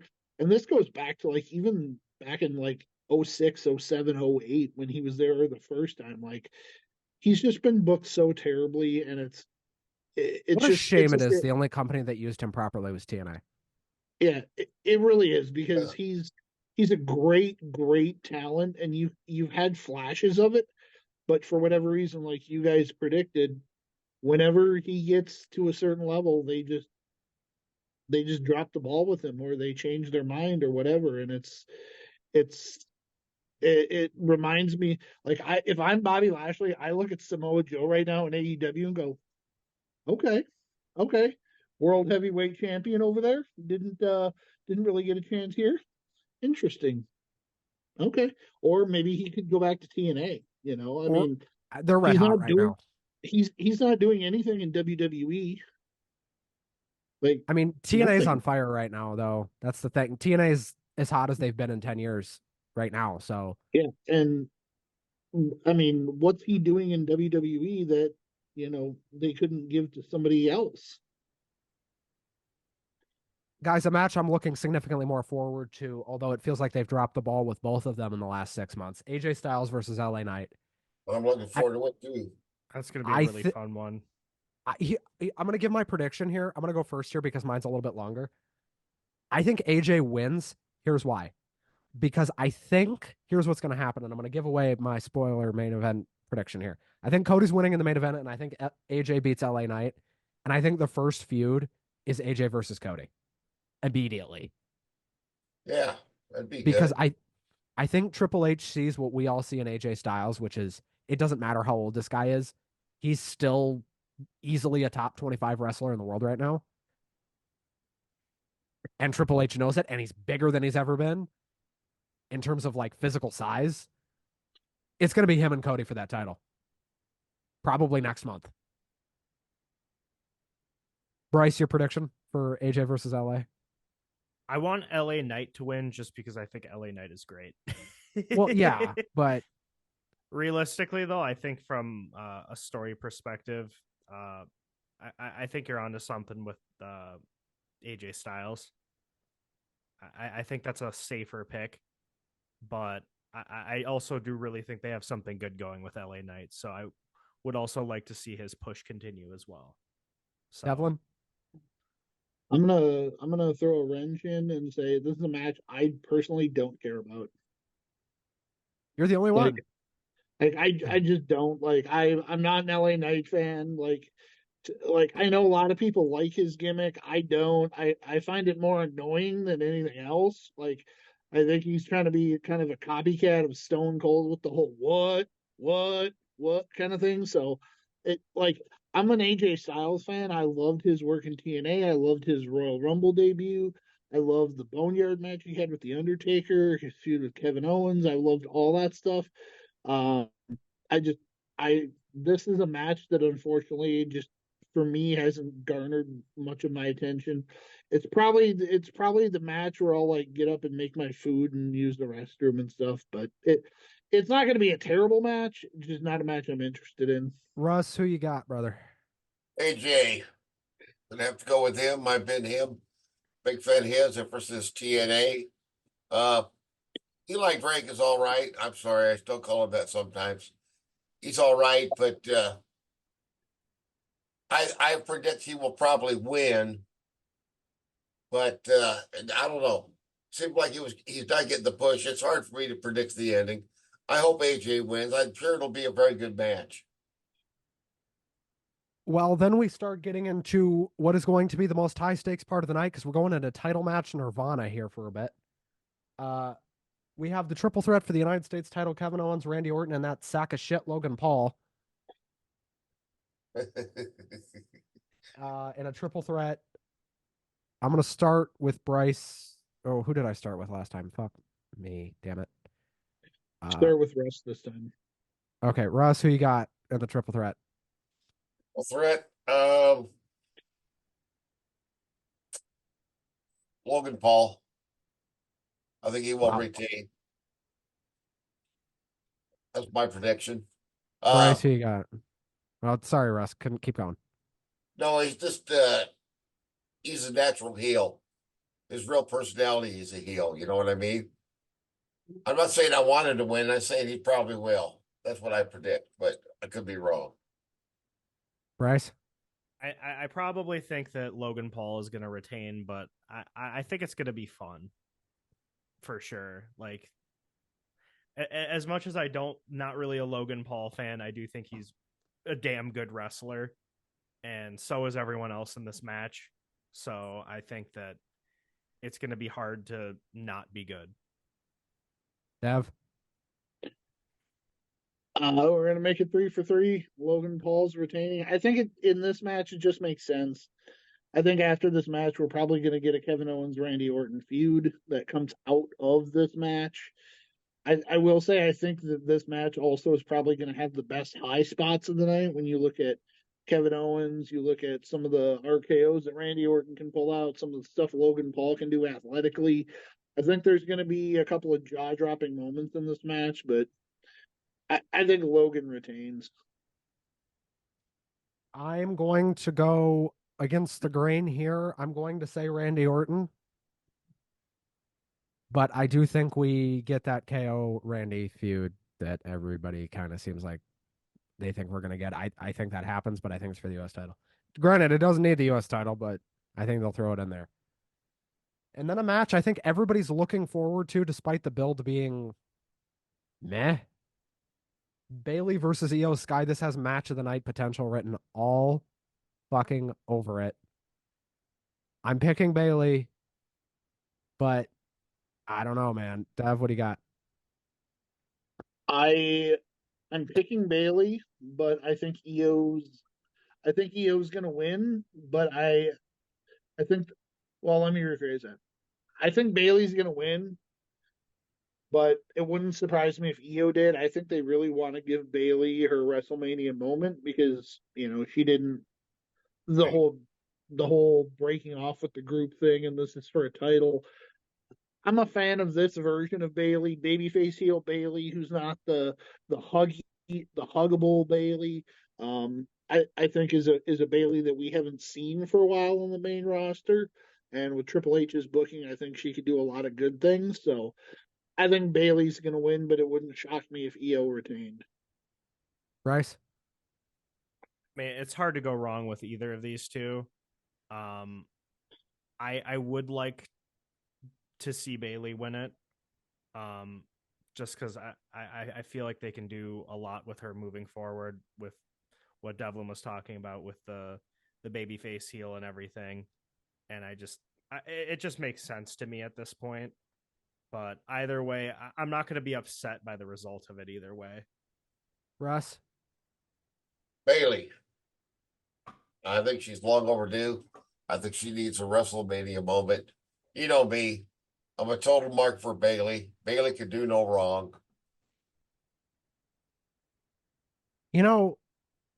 Okay, so I don't know if you guys have been paying attention to this. Do we think Bailey gets her Paramore entrance like she wants? She already said that they can't do it. She announced on X yesterday that they weren't able to do it, and she was really bummed about it. Do we do we think they change the finish based on the what if they change the finish based on the entrance? I think Wouldn't that's ridiculous. that would be funny. I think you're ridiculous for even bringing that up. Oh, well, what are Guys, you gonna it's do? time to talk about potentially the most convoluted fucking spun around main event of all time. The match that was going to happen and Right. then wasn't going to happen. And then maybe it's going to happen again. And now it's actually happening. Maybe. I'm still not sure this main event is actually happening. Bloodline rules Cody Rhodes versus Roman Reigns. I don't know about you guys, but I felt like in the last 3 months, I've gotten whiplash from how many times it was on and then it was off and then it was on again. Oh, but maybe it's not. We're going to make our picks here, but the thing I'm more curious about is who you guys think is going to show up tomorrow during this thing? Because it's going to be mass fucking chaos anyway. Can I go last and then read my fantasy booking that I shared with you? Because I'd like to go last because that'll kind of answer both questions. Yes, you could go last. Awesome. Because I do think Cody wins, but I think there's a lot of fuckery in between. Oh yeah. And I have no clue who's going to show up. Cena's there. Cena's in Philadelphia.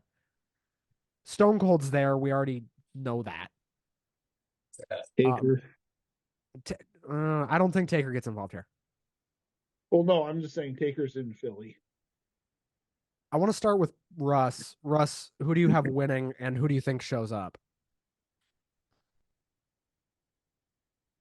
I think Cody Rhodes is going to win. I'll be disappointed if I'm wrong. I haven't given too much thought. They've teased Stone Cold. And That's Cena. the one I'll predict. Cena, yes, also. Bryce? I think Cody's gonna win, but I think that there's so many like possibilities for like who could show up and be involved in this match that like I couldn't possibly like guess who's gonna show up because it could literally be anybody, and I'm definitely gonna be wrong. Daniel Bryan could show up, and I don't think any of us would be like, "Oh, I didn't see that coming." I feel like someone's gonna show.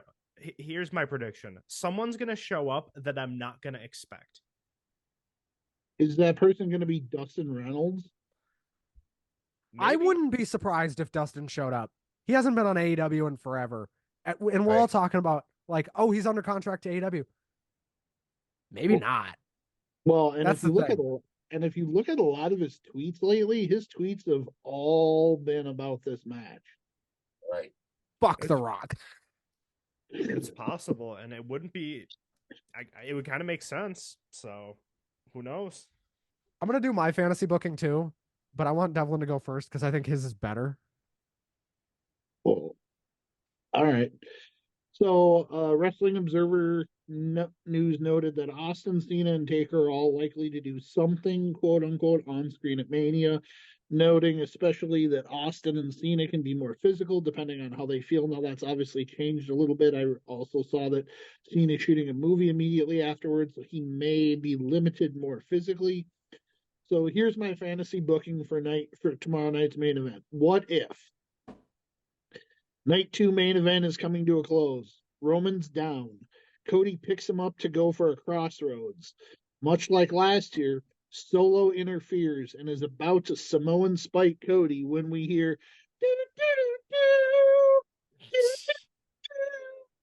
Cena's music hits. Cena comes out, fights off Solo, and they fight into the back or into the crowd.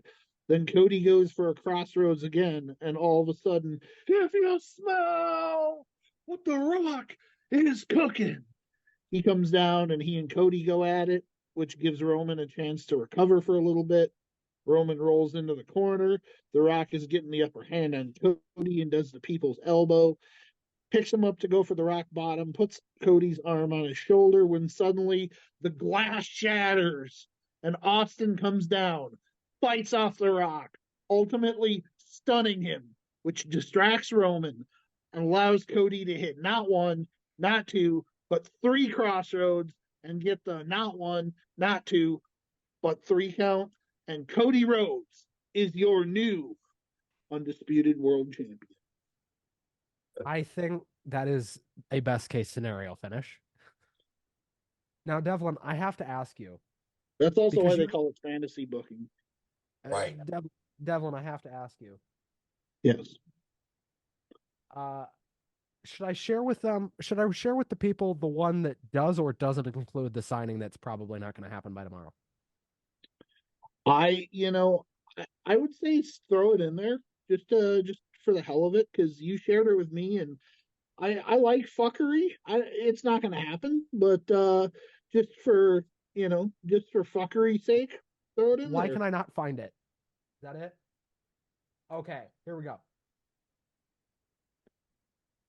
So the first 10 minutes looks pretty much how you'd think. Roman, Solo, and Jimmy are just absolutely destroying Cody. Cody gets a hope spot, takes out Jimmy with a Cody cutter, fights off Solo, sending him over the barricade.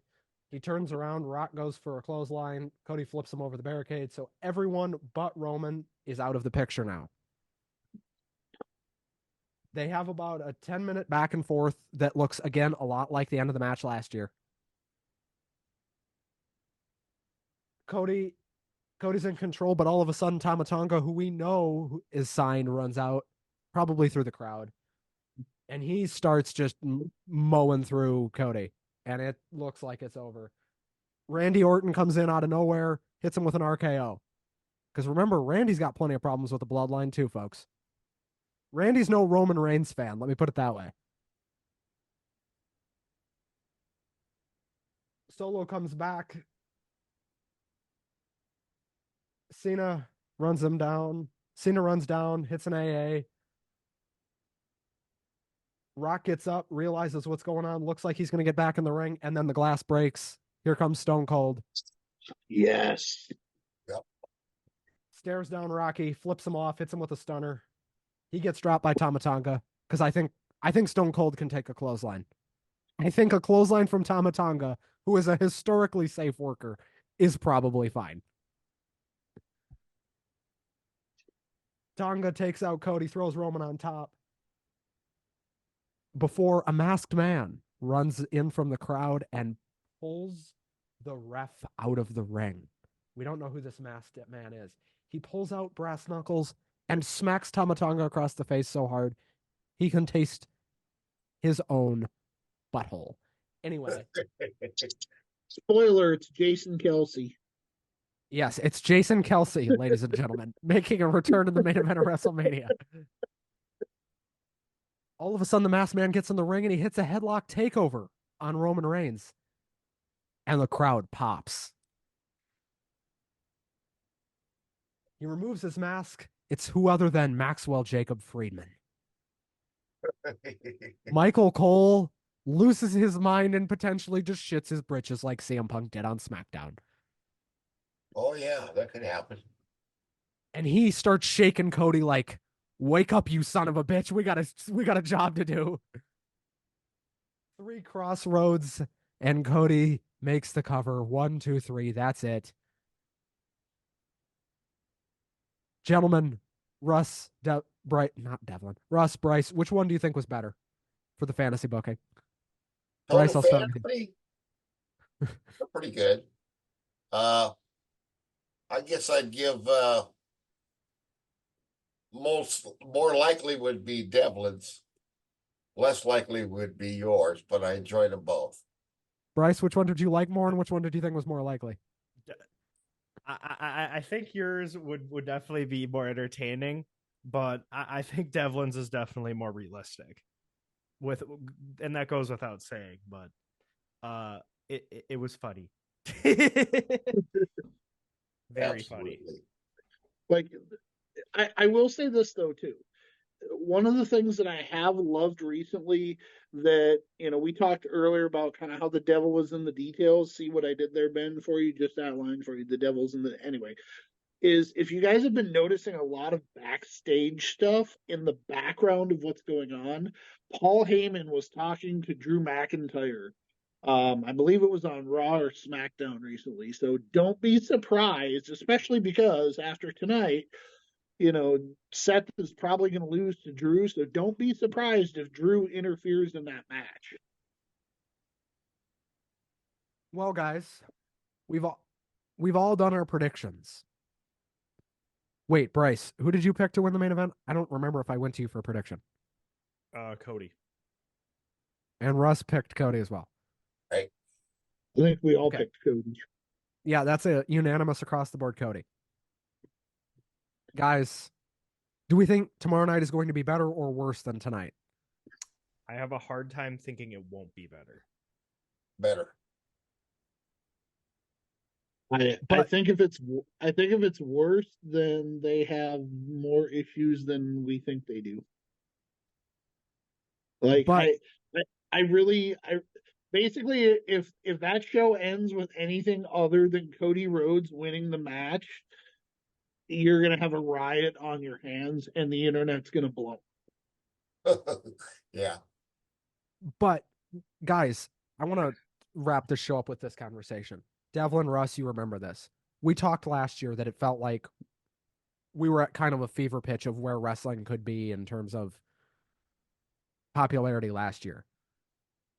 Right? We felt like we had hit the apex and Cody losing was going to send us into a dark age again. It didn't do that. Nope, not quite.